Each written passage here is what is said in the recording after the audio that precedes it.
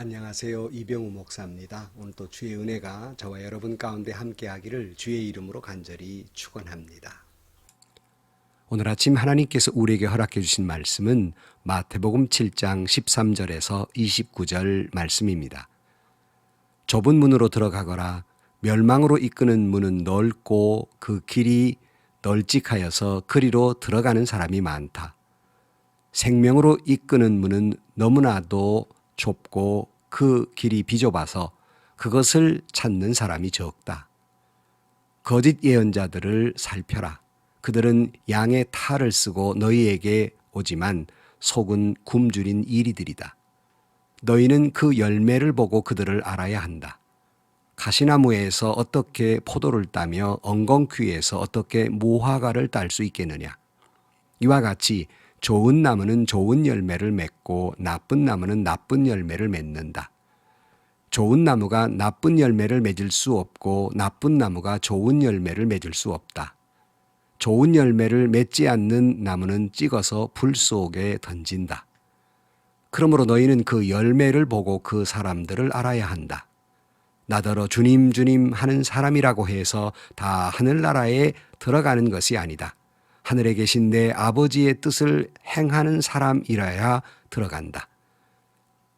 그날에 많은 사람이 나에게 말하기를 주님, 주님, 우리가 주님의 이름으로 예언을 하고 주님의 이름으로 귀신을 쫓아내고 주님의 이름으로 많은 기적을 행하지 않았습니까? 할 것이다.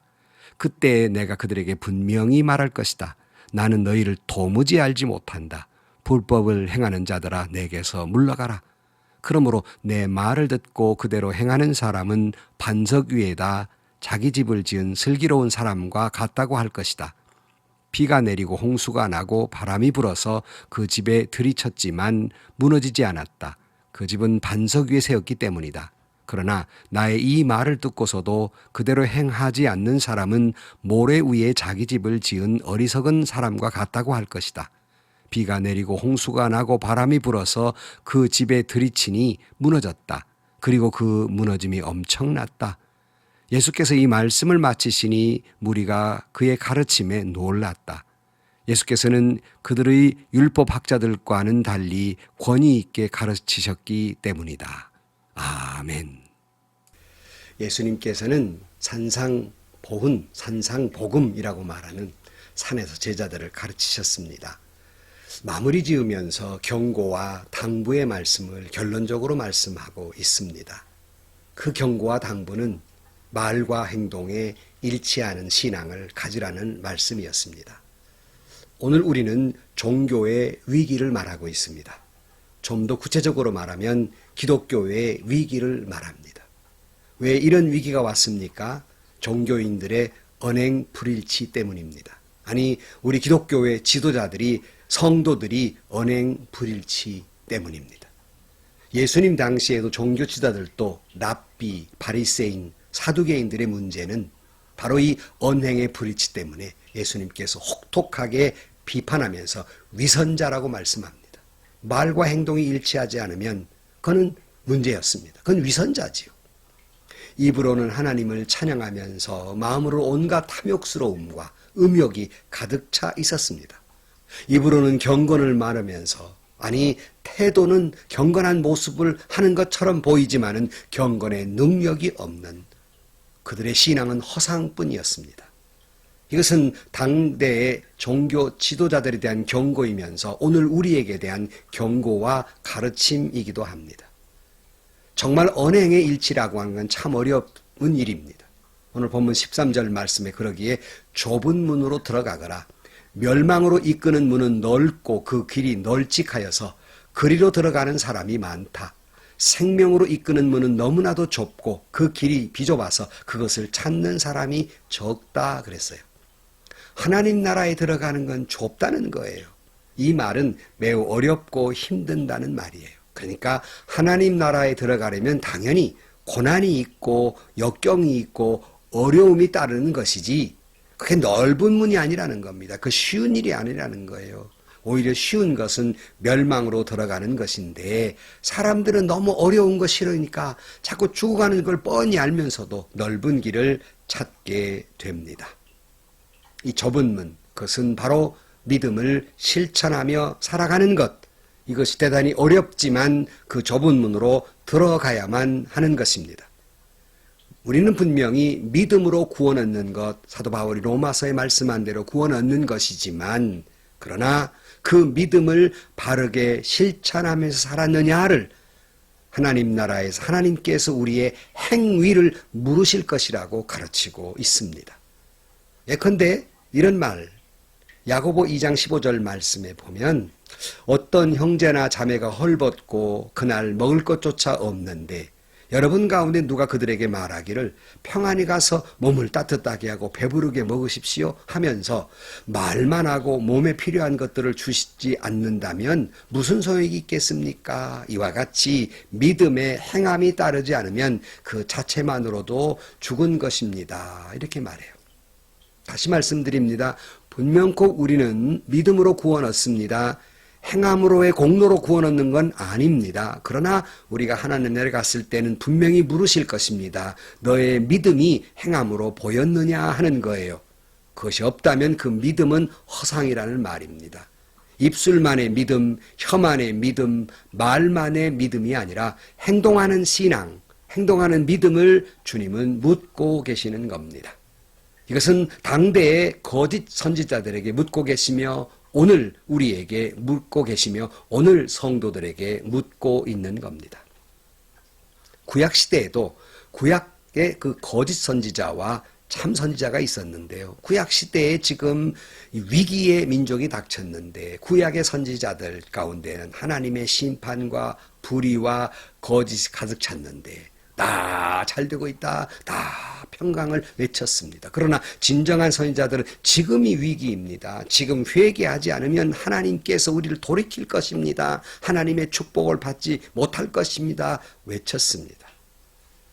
당시에 그들은 열심 있는 신앙인처럼 보였지만 주님은 말씀하십니다. 너희 그냥 성전 마당만 밟고 너희 그냥 제물만 바친다고 믿음의 완성인 줄로 생각하는구나. 신앙은 그런 게 아니에요. 마음이 중요합니다. 그 중심이 중요합니다. 마음의 중심으로 고백하고 그 고백한 대로 순종하며 사는 것이 중요하다는 말씀이에요. 오늘 이처럼 기독교가 위기가 왔다고 할 때 혹자들은 그럽니다. 무슨 위기가 왔느냐? 왜 그러느냐? 라고 이야기합니다. 거짓 선지자들입니다. 이 경고의 음성을 들어야 됩니다. 15절 말씀에 거짓 예언자들을 살펴라. 그들은 양의 탈을 쓰고 너희에게 오지만 속은 굶주린 이리들이다 그랬어요. 양의 탈을 쓴 굶주린 이리와 같은 거짓 선지자들을 주의해야 합니다. 오늘 본문에 주님께서 말씀하십니다. 16절 말씀에 너희는 그 열매를 보고 그들을 알아야 한다. 가시나무에서 어떻게 포도를 따며 엉겅퀴에서 어떻게 무화과를 딸 수 있겠느냐. 이와 같이 좋은 나무는 좋은 열매를 맺고 나쁜 나무는 나쁜 열매를 맺는다. 좋은 나무가 나쁜 열매를 맺을 수 없고 나쁜 나무가 좋은 열매를 맺을 수 없다. 좋은 열매를 맺지 않는 나무는 찍어서 불 속에 던진다. 그러므로 너희는 그 열매를 보고 그 사람을 알아야 된다. 그랬어요. 그 열매가 뭡니까? 행위입니다. 주님은 이와 같이 언행의 일치를 강조하면서 그렇지 못한 사람들 경고합니다. 21절에 보면 나더러 주님 주님 하는 사람이라고 해서 다 하늘나라에 들어가는 것이 아니다. 하늘에 계신 내 아버지의 뜻을 행하는 사람이어야 들어간다 그랬어요. 아무리 겉으로 주여 주여 외쳐도 그런다고 해서 믿음 있는 척 행동한다고 해서 하늘나라에 들어갈 수 있는 게 아니다. 진위를 알 수 있는 게 있는데 그건 행동하는 모습이다 그랬어요. 그러면서 오늘 본문의 말씀에 보면 이렇게 예를 들고 있습니다. 22절 말씀에 그날에 많은 사람이 나에게 말하기를 주님 주님 우리가 주님의 이름으로 예언도 하고 주님의 이름으로 귀신도 쫓아내고 주님의 이름으로 기적을 행했지 않습니까? 할 것이다. 그때에 내가 그들에게 분명히 말할 것이다. 나는 너희를 도무지 알지 못한다. 불법을 행하는 자들아 내게서 물러가라. 무슨 말입니까? 경고입니다.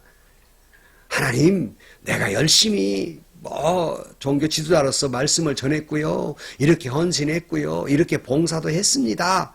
라고 아무리 자랑해도, 기적도 일어났습니다. 아무리 자랑해도, 그러나 그들의 언행의 불일치, 그런 척만 했을 뿐 불일치에 대해서 주님 경고하면서 나 너 도무지 알지 못하겠다. 이 불법을 행하는 자들아 내게서 물러가라 할 것이다 그랬어요. 혹시 이 영상을 보면서 혹 저와 여러분이 하늘나라 갔는데 내가 너를 도무지 모른다. 이 불법을 행하는 자들아, 이런 혼란을 받을 분은 아니 계십니까? 이거 두려운 일입니다. 나름대로 열심히 주님을 믿노라 했는데 그게 허상일 뿐 믿음이었다면 우리가 주님 앞에 뭐라고 말씀드릴 수 있겠습니까? 24절에 또 이런 예를 들고 있습니다. 그러므로 내 말을 듣고 그대로 행하는 사람은 반석 위에다가 자기 집을 지은 슬기로운 사람과 같다고 할 것이다 그랬어요. 그러니까 행동하는 믿음을 가질 때 그 믿음은 반석 위에 둔 그러한 든든한 집처럼 아무리 바람이 불고 비가 내려도 흔들리지 아니할 것이다 하는 말씀이에요. 그러나 26절, 그러나 나의 이 말을 듣고서도 그대로 행치 않는 사람은 모래 위에 자기 집을 지은 어리석은 사람과 같다고 할 것이다. 그러니까 말뿐인 신앙, 행동하지 않는 신앙은 아무리 믿음이 좋은 척해도 갑자기 비가 내릴 때 그 진가가 나타나는데 모래 위에 지은 집이 무너져 버린 것처럼 그 신앙은 다 드러나고 무너져 버릴 것이다 하는 거예요. 우리는 이 경고의 음성을 들어야 됩니다. 여러분의 믿음은 행동하는 신앙으로 반석 위에 지은 집 같습니까? 아니면 여러분의 믿음이 겉으로는 좋은 것 같은데 행하지 아니함으로 모래 위에 지은 집 같은 그런 신앙이십니까? 당시 사람들이 이 말을 듣고 놀랬다 그랬어요. 28절 말씀에 예수께서 이 말씀을 마치시니 무리가 그의 가르침에 놀랬다. 그동안 그들이 배워온 가르침과 전혀 다르거든요. 여러분, 이 말씀을 듣고 놀라셨습니까? 그렇다면 희망이 있습니다. 아직도 시간이 있고 회개할 기회가 있기 때문이에요. 그러나 이 말씀을 듣고도 무감각하십니까? 걱정스럽습니다. 잘못하면 모래 위에 지은 인생이 되고 말 것입니다. 저는 목회를 하면서 섬기는 교회 30년 동안 외쳤던 것은 신앙생활과 생활신앙의 일치, 그러니까 신앙생활, 예배 드리고 기도하고 하는 신앙생활이 생활신앙, 생활 속에서 행동으로 나타나야 한다는 그러한 믿음의 목표를 가지고 있었어요. 왜냐하면 제가 목사로서 담임 목회를 시작하면서 깊이 기도하는 가운데 오늘 우리의 신앙을 바로 해야 될 게 뭔가를 보았을 때에 한국 기독교가 한국 사회에서 존경심을 잃어버리고 리더십을 잃은 까닭이 뭘까를 봤더니 우리 믿는 이들의 언행의 불일치였습니다.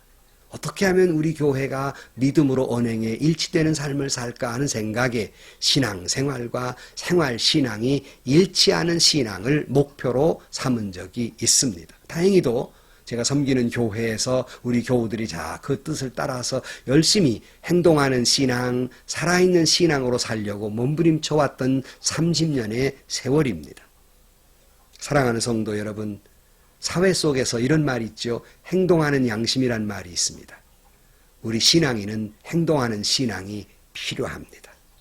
여러분, 거짓 신앙에서 빠져나오시고 거짓 선지자들을 빠져나오셔서 여러분, 우리가 행동하는 믿음을 갖고 살아있는 신앙으로 살아가기를 주의 이름으로 축원합니다. 이 주님의 엄중한 경고와 당부의 말씀을 우리 자신이 먼저 듣고 우리 교회가 듣고 한국 교회가 특별히 한국 교계의 지도자들이 듣고 행동하는 신앙, 경건의 능력이 있는 신앙들로 살아가기를 주의 이름으로 간절히 축원합니다. 기도하시겠습니다. 하나님, 경건의 모양은 있어도 능력은 없는 채 살아온 저희들을 용서하여 주옵소서.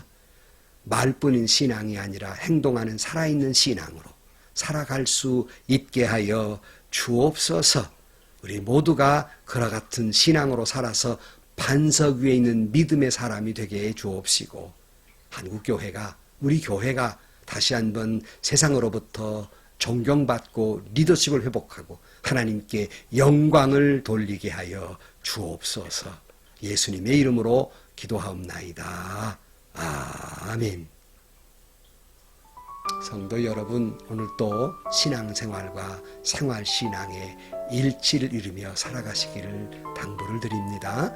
하나님의 은혜와 축복이 여러분에게 넘치시기를 주의 이름으로 축원합니다.